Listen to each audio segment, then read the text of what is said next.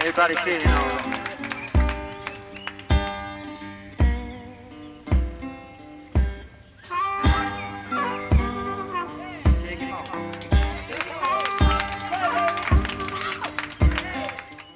So we started making this record, The Scrubbers.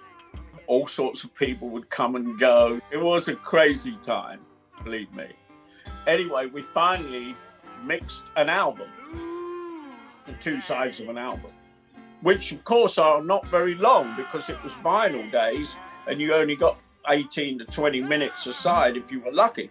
And so we had the two master tapes. So he gets Jerry Moss from A&M to come over to listen to it.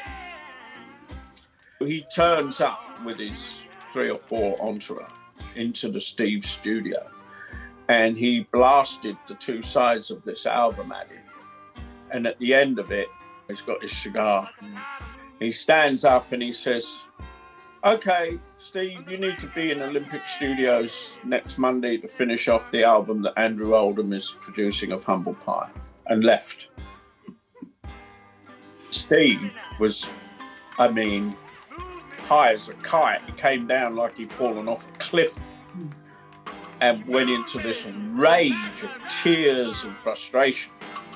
I'd never seen him like that. It was scary. And he was going to rip the tapes off the machine. So I grabbed them. I said, "Hold on. Just because A&M turned them down, it doesn't invalidate it. You know, we just spent 9 months making this fucking record. You know." So I grabbed the tapes, put them in the boxes, and put them in the trunk of my car. Next Monday, Steve trundles off to Olympic to finish what was probably the worst Humble Pie album ever made. It was dreadful. During this whole debacle, we had recorded this song called Street Rat. It was through Steve telling me the story of this guy that worked for D. Anthony, this black driver, young guy called Tony. And his girlfriend got beaten up and he shot the guy that beat her up and went to D. Anthony and the mafia to get, and they sorted it out. Right? So Steve said to me, "These guys, they're like street rats." And I went, "Street rat?" Oh, because he jumped all over it. I'm a street rat. So we wrote the song Street Rat.